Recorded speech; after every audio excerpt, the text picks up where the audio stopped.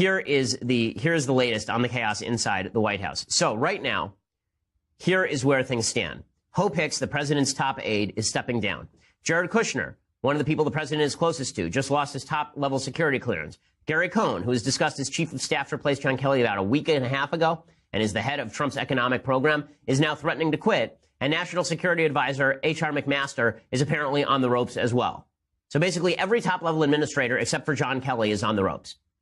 That is not the sign of a healthy administration. Even John Kelly doesn't sound super enthused about all of this. Here's the White House chief of staff yesterday talking about taking the job as White House chief of staff and moving on from Homeland Security. Truly, at 6 months, the last thing I wanted to do was walk away from one of the great honors of my life, being the Secretary of Homeland Security.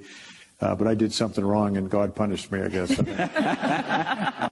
Now, there's an enthusiastic guy about his new job of keeping the president under control. God punished him by moving on to the White House. He talked about how he's happy to be helping the president push the agenda. I'm sure he is, but it is not an easy job. The reason the turnover at the White House is so high is because everything is variable over there. Now, let it be known, this does not mean that everything that Trump is doing is bad. Okay, the president of the United States, by the time he has finished his first term, will have replaced almost half of all of the judges on circuit courts across the country. That's a wonderful thing. He's doing a great job on that because he's delegated it out. But when Trump is bored and he gets his hands on the gears of power, when he grabs those levers and he starts playing video games, all that comes out is bad stuff.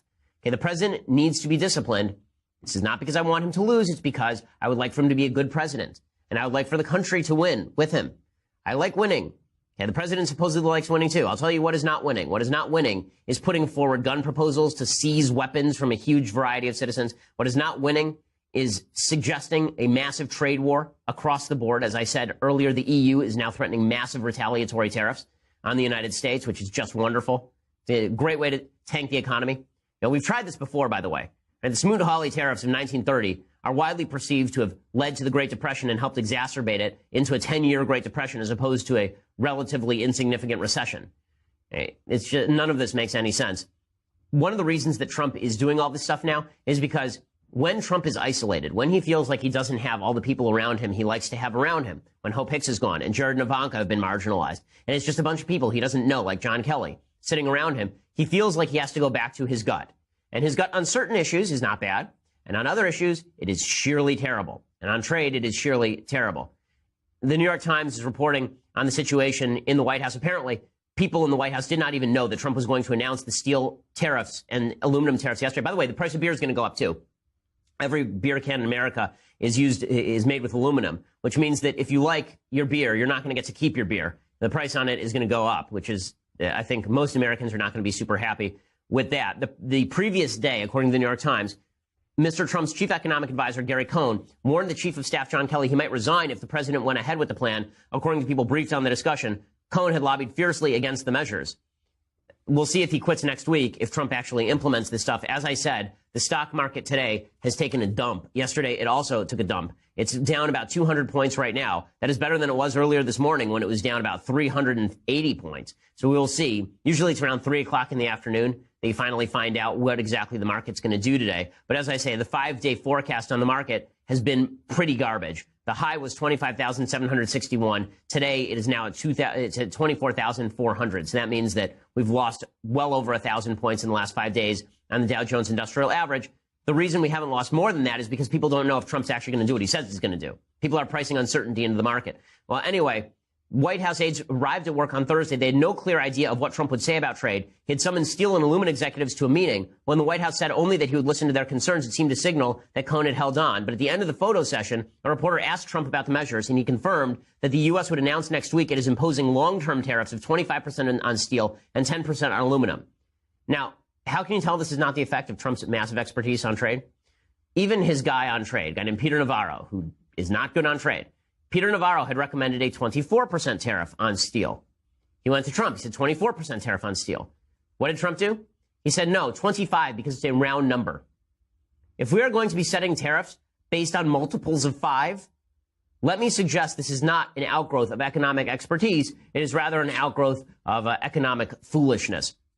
Obviously, there's been tremendous turnover in the White House, and the discomfort that Trump is feeling is obvious to everyone.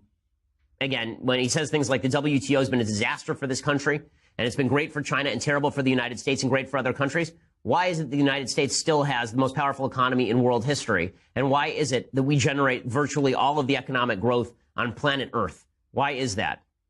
Another piece of unfortunate news for the White House. So President Trump has been on a tear against Andrew McCabe, the ex-deputy director of the FBI. And the reason that he has been on a tear against Andrew McCabe is because his supposition is that McCabe and Comey and the rest of the FBI were out to get him during the last election cycle and in the post-election period. Well, now it turns out that a Justice Department review is actually expected to criticize Andrew McCabe, right, the former FBI deputy director under Comey. It's expected to criticize McCabe. Why? Because he was too mean to Hillary Clinton. So Trump's own Justice Department is about to find that Andrew McCabe, the guy that Trump has been ripping on, it wasn't that he was too hard on Trump, is that he was too hard on Hillary Clinton.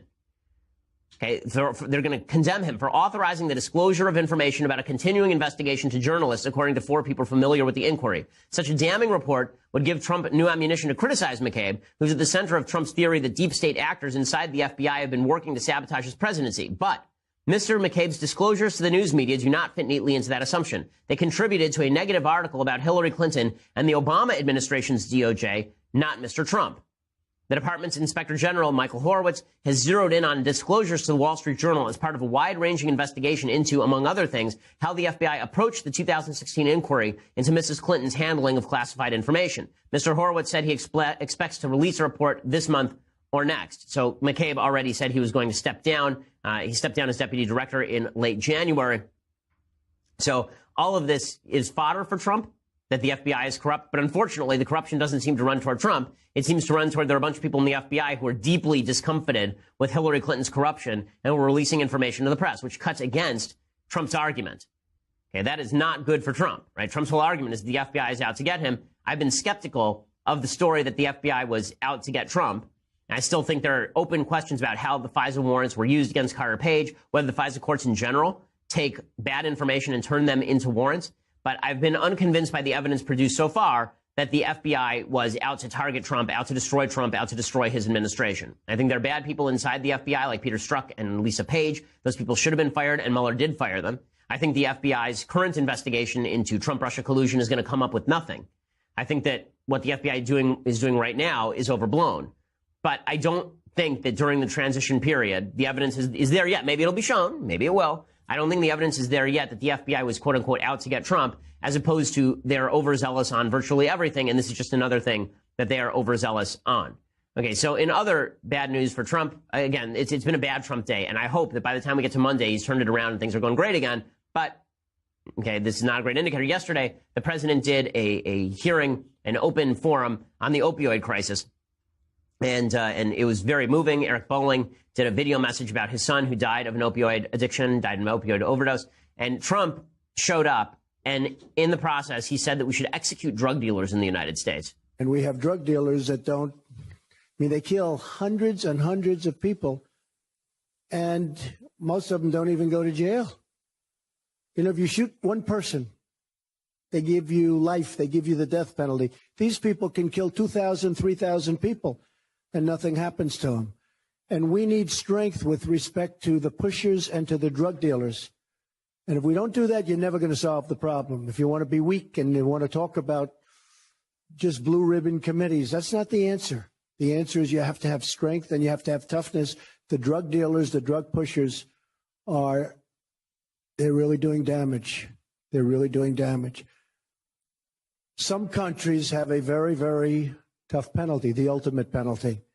Okay, when he says that some countries have the very toughest penalty, the ultimate penalty, he's talking about the Philippines, where they legitimately execute drug dealers. So there are already laws on the books that if you're a drug kingpin and your drugs result in death, that you can actually get the death penalty in the United States. But if we're going to extend this to all drug dealers across the country, that if you're dealing pot, that we're now going to execute you, I think this might be a little bit over the top. So in the last 48 hours, the president of the United States has suggested, number one, removing guns from people without due process if they are alleged to be mentally ill. Number two, he has started a trade war. And number three, he has suggested that we execute drug dealers. So it's been a very solid 48 hours for the